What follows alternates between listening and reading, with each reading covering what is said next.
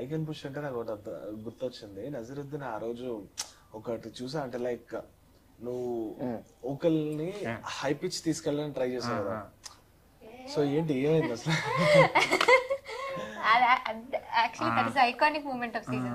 Yeah నిజంగా నాకు last లో గీతామాధురి గారు వచ్చి స్టేజ్ మీదకి అందరినీ చాలా బాగా అన్నప్పుడు ఈవెన్ దో నేను కూడా చాలా కనెక్ట్ అయ్యాను. అరే భలే అనిపించింది కదా అని. అప్పుడు లైక్ ఇది చెప్పో తెలియదు, బట్ షూట్ బాగా లేట్ అయింది ఆ రోజు.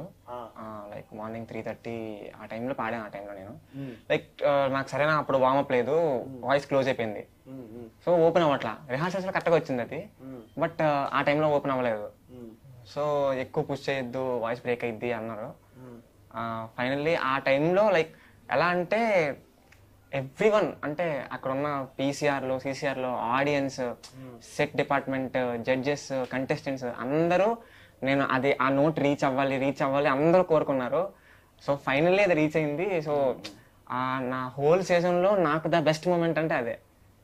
యాక్చువల్లీ సింగర్స్ ఇప్పుడు తిను అన్నట్టు ఇందాకలా వాళ్ళకి ఒక పిచ్ లెవెల్స్ ఉంటాయి. ఇప్పుడు హేమచంద్ర గారు ఒక పిచ్ వరకు వెళ్ళి పాడతారు, ఎందుకంటే ఆయన హై పిచ్ వస్తుంది సింగర్స్ లో కొంతవరకు చూసుకుంటే.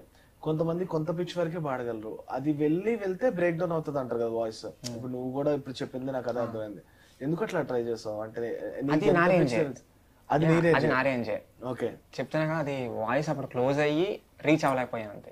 ఓకే అంటే లైక్ షూట్ చాలా లేట్ అయింది కదా, so when we wait for our performance, అంటే మేము అక్కడ వెళ్ళి పాడడానికి వెయిట్ చేస్తున్నప్పుడు అలా కూర్చుంటాము, ఏం వార్మప్ ఉండదు, వాటర్ తాగుతాము, ఏదో వచ్చిన ఫుడ్ తింటాము. సో అట్లా కొంచెం వోకల్స్ క్లోజ్ అయిపోతూ ఉంటాయి అన్నమాట అప్పుడు.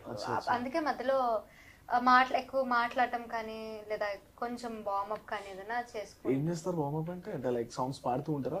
ఊరికే ఏదైనా లైక్ ర్యాండమ్ గా ఇప్పుడు ఏదైనా పాట గుర్తొస్తే అది కొంచెం పాడటం కానీ. ఓకే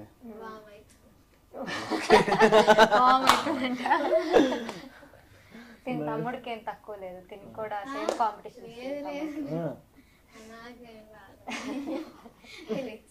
తెలుసు సార్.